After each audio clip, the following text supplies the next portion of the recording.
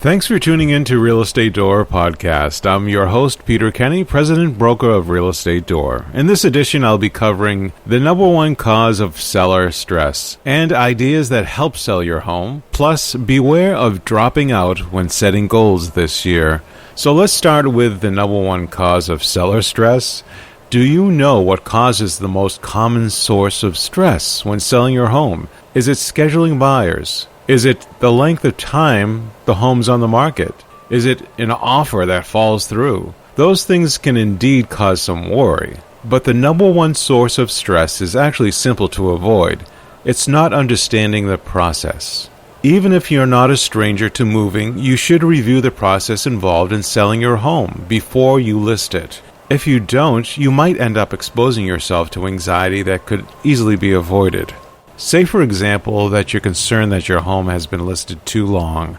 It's been a week, and no good offers have come in. Well, if you knew in advance how long it takes for a home to typically sell, then you probably know not to worry. It's important that you start the process by understanding what to expect. How are buyers scheduled to see your property? What happens when an offer comes in? That's why we always review the selling process before you list and make sure that all your questions are addressed.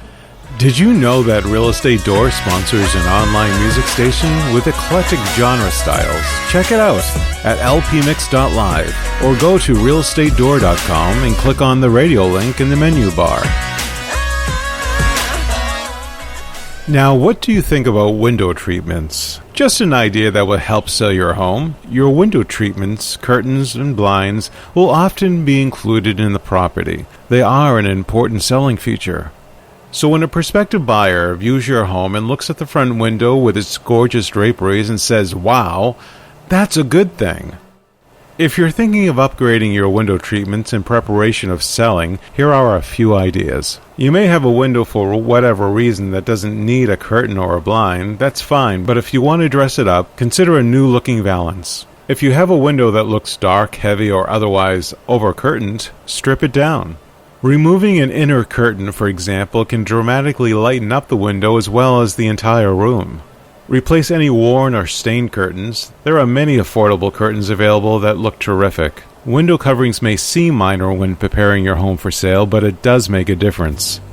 Are you tired of the online real estate sites to find you your dream home? Well, did you know you can work with a real estate door professional to help pinpoint the most suitable home for you and your family? Why not relieve the stress of finding property and setting up private tours? Connect with my good friend Peter Kenny, broker and owner of Real Estate Door. Peter's team are your local neighborhood realtors, specialists ready to find you that perfect home.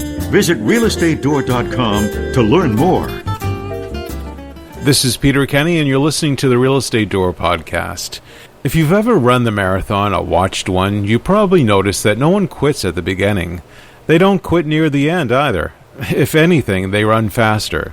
So at what point are people most likely to drop out? The middle is the toughest part of the marathon, or indeed anything major you want to accomplish. In the middle is the point of any project or goal where failure is most likely to happen.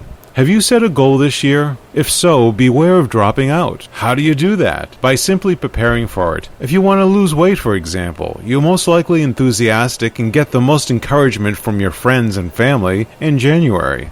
But what happens in March? At that point, initially the burst of motivation and support will likely be gone. That's when it becomes tough to keep going. There's several things that you can do to get through it without dropping out. One is to celebrate milestones. When you're halfway through to your goal, tell your friends and family. Get some high fives. You can also remind yourself that your goal is important to you and to renew your determination to achieve it. Keep pushing through.